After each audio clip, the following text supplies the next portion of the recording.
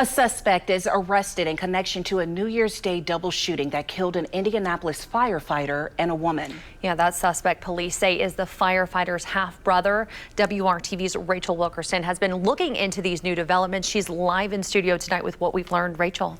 And Nicole, police call this situation horrific. The half-brother is accused of shooting both victims from the back seat. They've been identified as Justin Boyd and Jasmine Ivy-Dede. This is not how we wanted 2024 to start off. What was supposed to be a trip to pick up his brother and friend and take them home turned deadly, according to Indianapolis Metropolitan Police. IMPD says the suspect was in the back seat of a pickup truck. 45-year-old Justin Boyd was driving, and 42-year-old Jasmine Ivy-Dede was in the front passenger seat. It's WRTV's policy not to name the suspect until he is formally charged. Police say the suspect fell asleep, woke up, and believed he was being carjacked. He's accused of then shooting Boyd and Ivy numerous times from behind. Their bodies were found inside the truck in the area of Michigan Road and Grandview Drive on the northwest side. Police say the suspect called 911. Oh, start me medics. It's occupied. And later showed up to his nephew's house referencing the shootings. It's a tragic case all around, and we're thankful that we're able to take a person into custody so quickly. Obviously, this was a unique case because it involved a member of our public safety community as a victim. Our hearts reach out to him and the IFD, as well as the other victim and all victims of violent crime in Indianapolis. Justin Boyd was known in the community as JB. An American flag waves at half-staff at Indianapolis Fire Station 6. It's where JB worked on Ladder 6.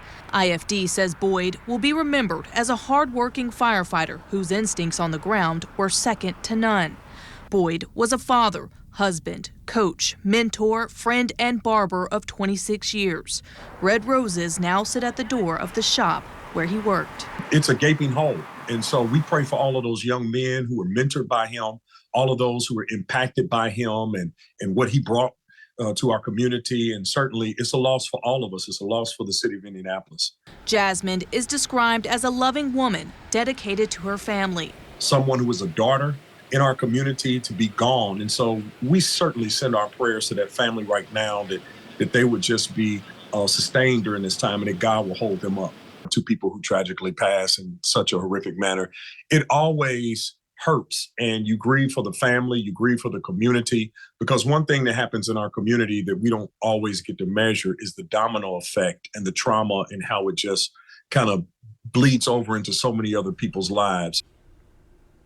Boyd was also a member of the Indianapolis Black Firefighters Association. It, along with IFD, asked for prayers and privacy for both families during this difficult time. Amber.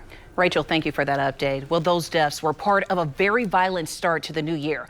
In total, 10 people shot, 3 of them dead in the first 6 hours of the year. The victim in the first deadly shooting was identified by the coroner today as 40-year-old Brian Foley. His death happened in a 3100 block of Boulevard Place shortly after midnight yesterday. Investigators believe the shooting stemmed from a family disturbance.